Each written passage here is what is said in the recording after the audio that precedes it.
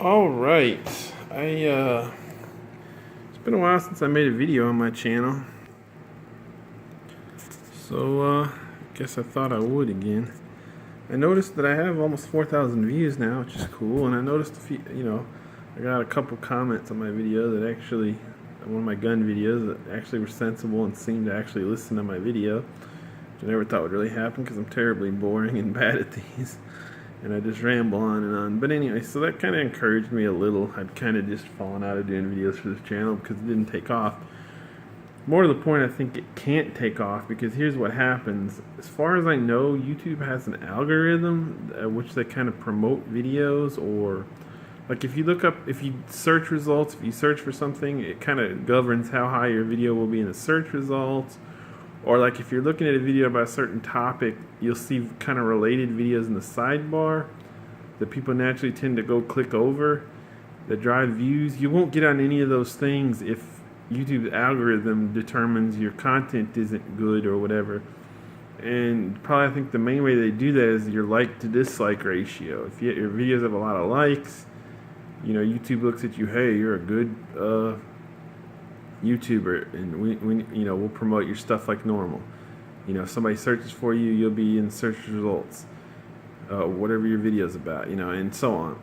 But if you have a high dislike ratio, they'll go, oh, well, people don't like this YouTuber, downgrade him. If somebody searches for him, if he would normally be the 20th search result, make him the 60th search result, so nobody's ever going to find his stuff.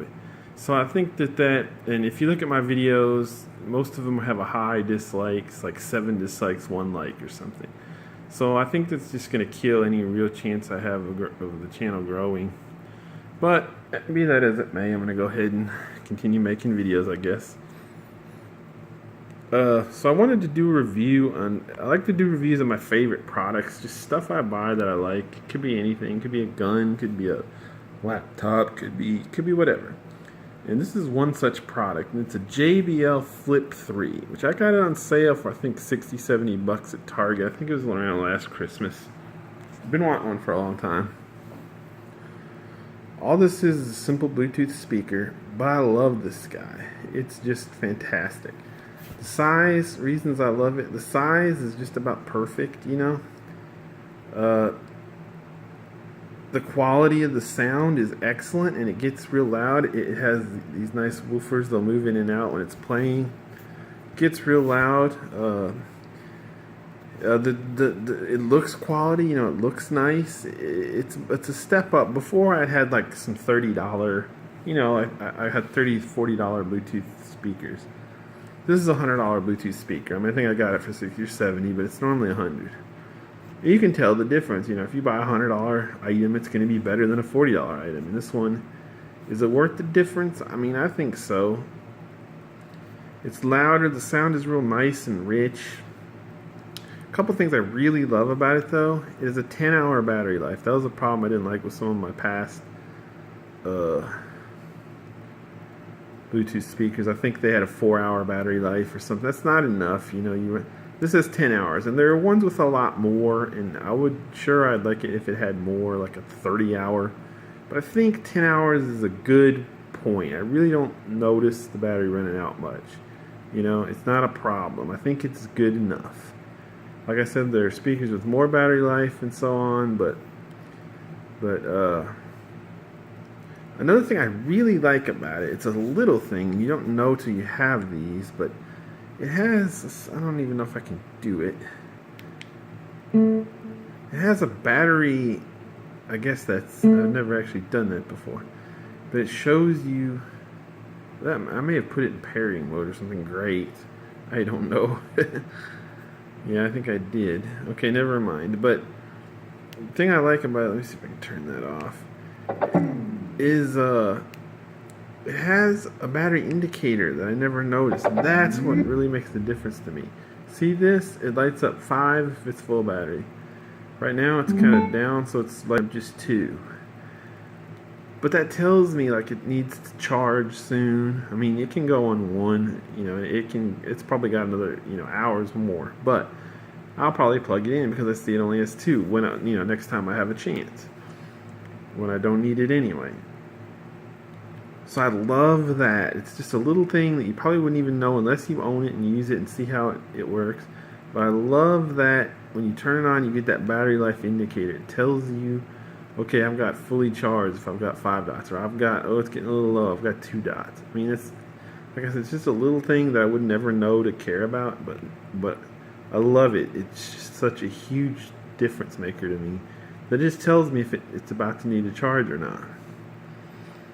The controls, there's not much to it. It has this little port here. There's another nice thing. I mean, it has a little micro USB plug-in, and it has the little headphone jack, which I love because a lot of times it's a Bluetooth speaker, but like I'll normally have it Bluetooth connected to, let's say, my phone, and it can be finicky. Bluetooth can be finicky. Like if you disconnect your phone from this and you connect it to something else, whatever it may be, via Bluetooth, then this is going to be like, or let's say I have a tablet and I connect my tablet to this. Well, it's gonna, the next time I normally have my phone. Next time I go to play my phone on this, it's not going to hook into it necessarily right away. I may have to repair it or whatever.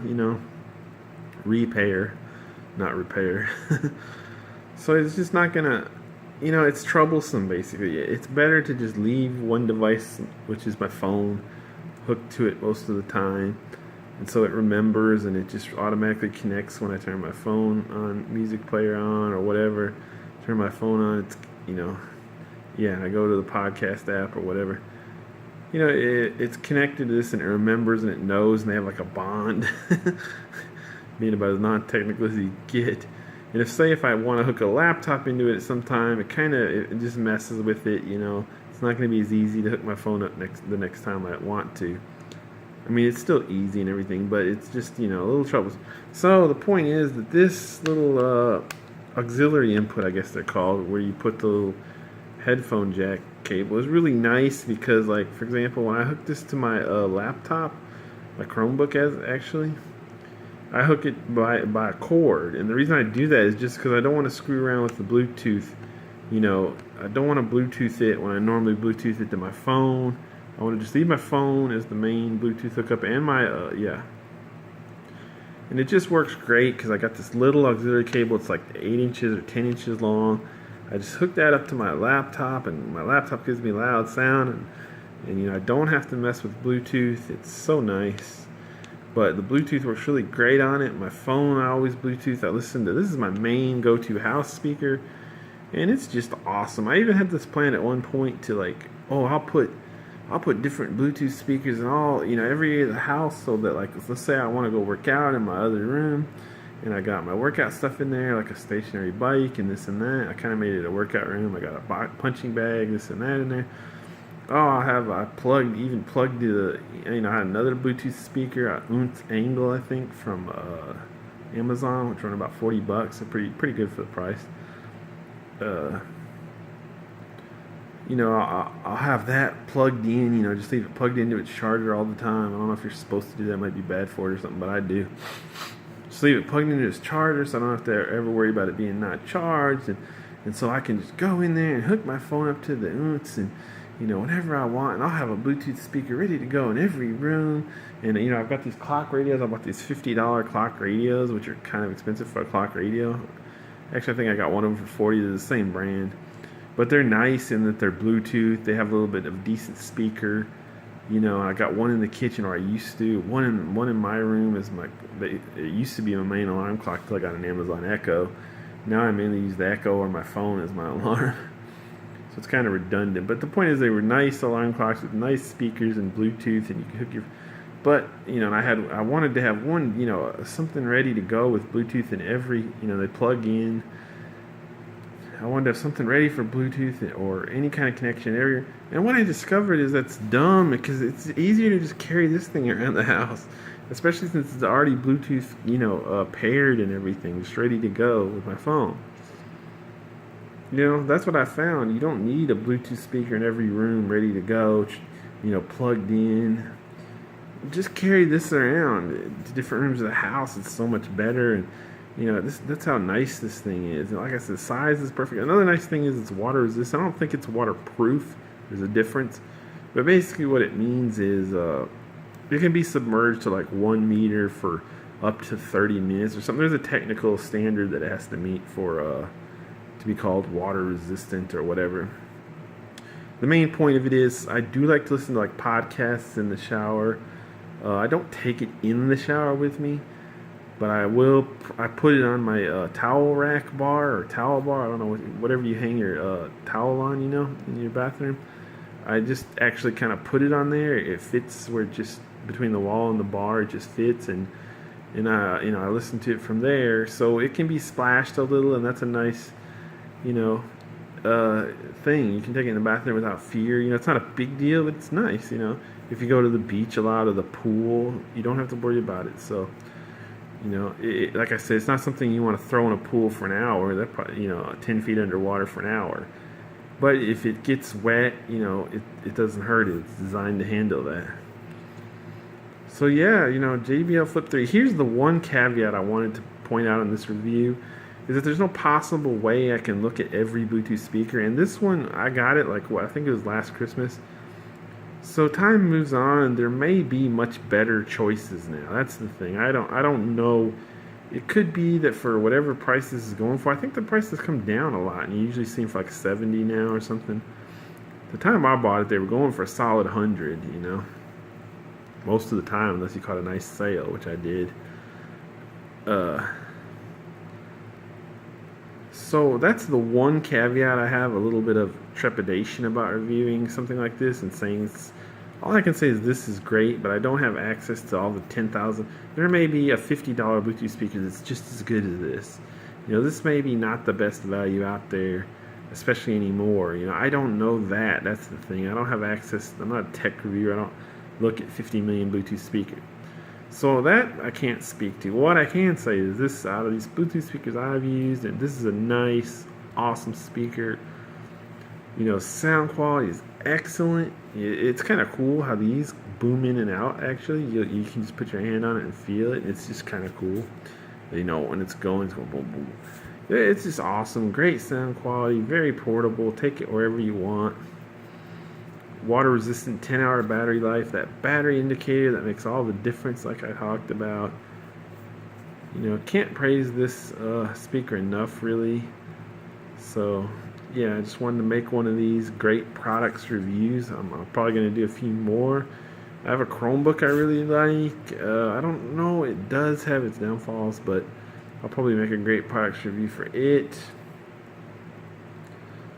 So yeah, that's it. One of the consumer electronic products in my life that I really just cannot say anything bad about, really. Probably if there's one bad thing, not even bad, but the controls are a little weird. I don't know how to explain it better than that. See how it's volume up and down? They're like, I think they could use to be better somehow.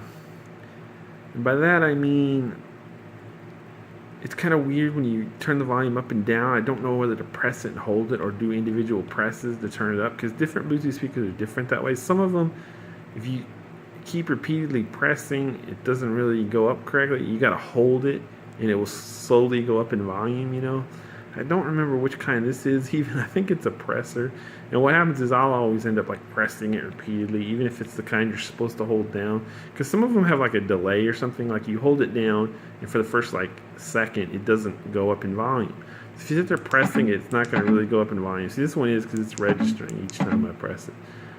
But some of them, so it's just kind of weird and hard to counterintuitive. I don't know. The buttons just confuse me a little. They're just not, I mean, I understand what they are and everything, but like, I wish they were more perfect. I don't know how to put it. They feel a little weird. It probably helps it to be more durable. Probably if they were like actual discrete buttons, they'd probably break, So this being kind of like they're underneath there somewhere is probably much more durable and helps it be waterproof and all that. But I will say these volume, if I'm looking for any little nit to pick, maybe these buttons I can't even articulate what I don't like about them.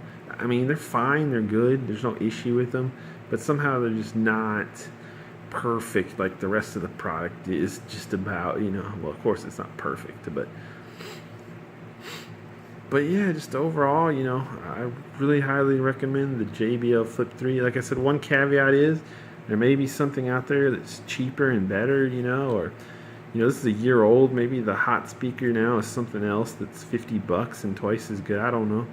But I know that this guy is very, very, very nice. You know, very good sound quality. You can definitely tell the difference between this and a $40 speaker. I know it was for Christmas, and like I said, I found these on sale for like $60 or something, and I was able to get a discount on them on top of the sale. Like they were 70, and I was able to get them for 60, something like that. I don't even know. So I got like two, one for me, one for my dad for Christmas. I was getting them like Christmas gifts, and I got my brother a different kind, and it was that Unz Angle, I believe, but it was a better Angle 2 or something. It's a better version. It was a little cheaper, like. But if you match up the sound, you can definitely tell that this sounds better, you know. So if I had a do-over, I would have got my brother one of these because they're nicer. But yeah, it's an awesome speaker. Can't praise enough. A great product.